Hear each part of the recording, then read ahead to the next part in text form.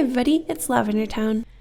And today I wanted to show you guys how I made all the emotes for my YouTube channel, and hopefully that can help you if you want to make stickers or emotes for your own Discord, Twitch, or YouTube channel. There's actually a lot of places now where it seems like the need for a custom emote might pop up, so I thought that maybe I could try to show you guys the trials and tribulations of making my own and give you some tips that I learned while I was sort of bumbling my way through this whole process. So first, the basics. Obviously you want to be exporting to a PNG that has transparency so your emote is not trapped in a box. That's pretty easy to do in most drawing programs, and usually you don't have to worry about that until the exporting stage. But you do want to make sure that you're not drawing directly onto the background layer so that you don't get stuck with that white box whole situation.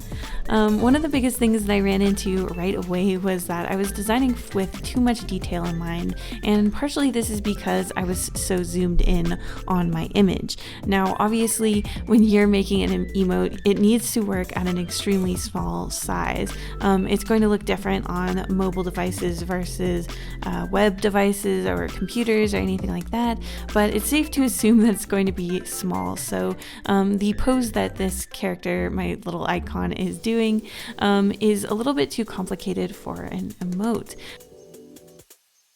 Or, well, at least for this particular size. Which brings me to my next suggestion. When you're making your file, make sure to actually check the pixel by pixel ratio that the website encourages. They're different for each website, so it's definitely something you want to make sure that you're actually getting from them. So in the case of the YouTube membership emote, the minimum size that they recommend designing at is 48 pixels by 48 pixels. Almost all of them are going to be squares, so basically you only really need to remember one number as it's the same on both sides. I actually designed these at slightly higher than that. You know the ratio is going to be fine as long as it is a square, but I would recommend just a little bit higher fidelity than 48 pixels because that is the minimum. So you know that it's possible that the emote's going to get a little bigger than that, so I would say plan for that and make it a touch bigger. On Twitch, it seems like they want you to upload them at 3 different sizes so you can have the crispest possible output, and those sizes are 28 by 28, 56 by 56, and 112 by 112. In order to make this emote work better for the small size, I zoomed it up closer to her face and I turned her eyes black instead of blue. Even though she's supposed to be based on me and I do have blue eyes, the higher contrast of the flat black shape makes it a lot more visible against the light pastel color of the hair. And at the end of the day, clarity is going to be more important than accuracy to the character because we have to be able to see that emotion for the emote to really work. From a design standpoint, that's the number one thing I would recommend you think about while you're working on your emote, is not only is it clear, is it communicating, but also is it exaggerated enough? This isn't too hard for me because I'm already a cartoonist who exaggerates way too much on the emotions most of the time, but if you're someone who has a more realistic style or you usually hold back, you might find that you're going to have to push yourself a little bit harder than usual in order to communicate the emotions that you're wanting to put forward. Because if the emotions are too subtle, it's not going to show up in this tiny emote. And besides, I think people want a pretty extreme emotion to be in the emote. Otherwise, it's not really doing its job. You really want to go ham on that aspect of it. In general, simplicity and contrast are going to be your friend here. So in this one, drawing the sort of sleepy emote, I wanted to make sure that this character had a really, really big yawning, snoring mouth. That big black space is going to make it more clear at really small sizes what's going on. For the sad crying emote, I mostly use her eyes in order to make the adequate contrast. I was able to get her shoulders in there a little bit without totally compromising her face out of the shot, but I also chose to make the tears blue. I almost never draw tears as having a color of their own. Usually I have them sort of just modifying the colors underneath it, like making them look a little lighter or something like like that.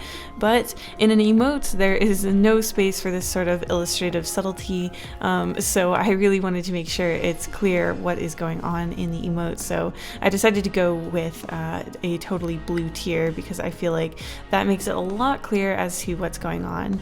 And of course I got to do those big Miyazaki like globe tiers so that they're visible, and also just because I think they're a lot cuter and they suit the style a lot more. My style is always very cartoony and expressive like this, but I tried to go extra hard on all of these just so that they really read from far away.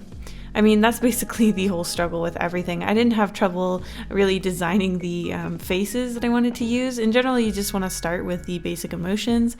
Both Twitch and YouTube have sort of tiers at which you unlock more emotes. At the moment, since I hadn't released my YouTube membership sort of feature until after I had done these, I only had the base level of 4, though as people join, I will be able to add more, which is cool.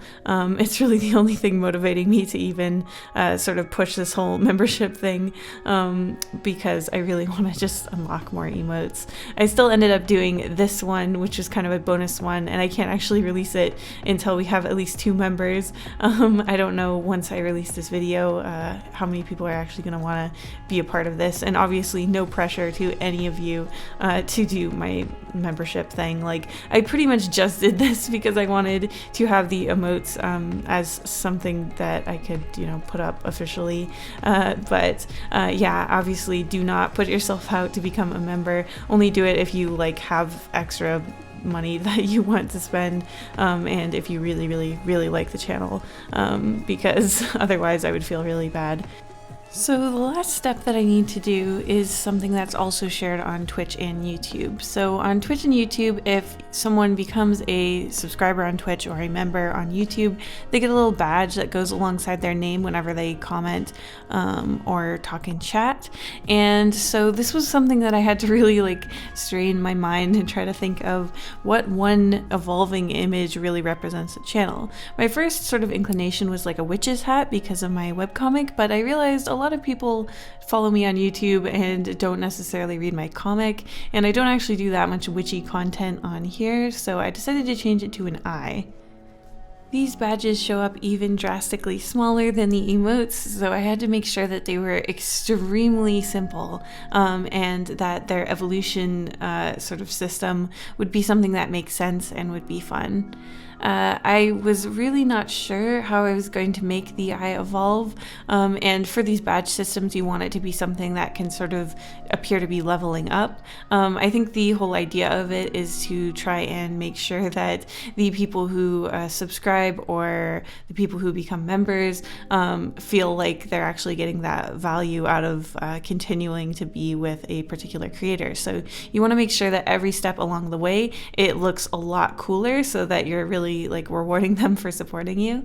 I think it's kind of nice, honestly. I wish that they had this just for non-paying subscribers on YouTube. I'm hoping that they're going to add these features that aren't behind a paywall, like maybe an alternate version that doesn't cost any money, because I would really like to be able to see who's commenting, who's been subscribed to the channel for a long time, and who just showed up.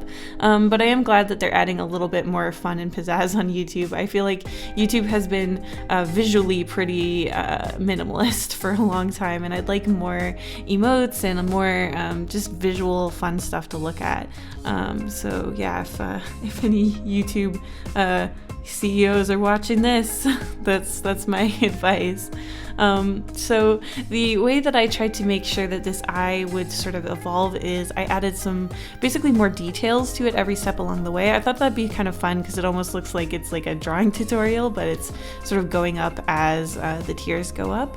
So I'm adding things like the sparkle in the eye, I'm adding different colors rather than it just being black, and for the last couple of phases I'm giving it crazy rainbow colors and all these little retina flecks and things to make it look really beautiful. I don't even know if this is gonna stay, this is for the 2 years milestone or whatever, so by that point I might have already cleaned it up and changed it, so I don't know if anyone will ever even get this one, but I guess we'll see.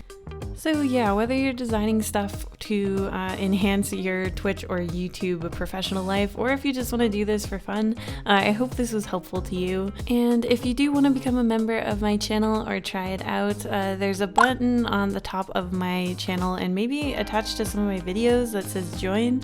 You just click on that and it will explain everything. But obviously, no pressure. I'm still going to be uploading videos as normal. Literally nothing's changing except that now there's badges and emoji that some people can grab if they want them. Thank you so much for watching, and I'll see you in the next one. Thank you to all of my patrons, including Bella Story, Kalpampong, Clockwork Construct, Dionysus Hagarilis, Dr. Casket, Elizabeth Album, Hope Chilsum, Imagine Creations, JJJ, Joseph Koppel, Carla Tapia, Cat Did That, Cured, Making Claire, Midnight Doodles, Micah Dactyl, Nora Cornelison, Okamore, Ollie, Rose Espinoza, Rosie Warlock, Sergeant Pendulum, The Artsy Moose, Your Boy ST, and Zoe Stardust.